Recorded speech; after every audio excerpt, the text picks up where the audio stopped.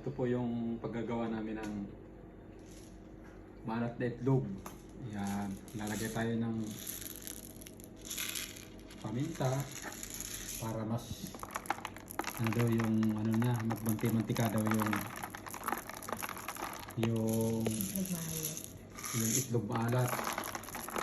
Tapos lalagyan po natin ng dahon ng laurel. Putol-putulin natin. Yeah.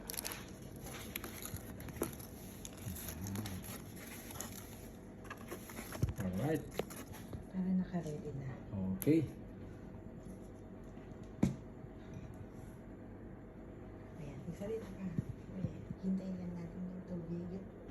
Mamaya po yung tubig, antayin natin, pinapakuluan pa, tinutunaw pa po yung asin. Sak natin Bye-bye. ilagay. Huwag mo na pakuluan doy.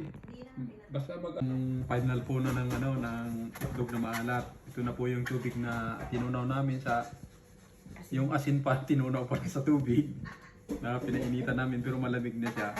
So ilalagay na namin po dito sa itlog. Ayan. So ibubuhos na po namin dito yung tubig. Kailangan po siya ay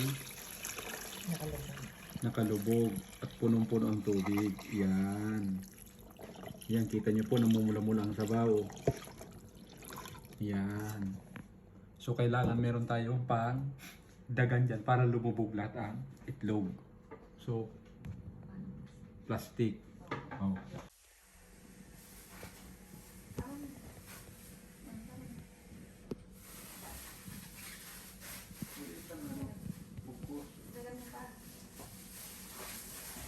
Bukit eh.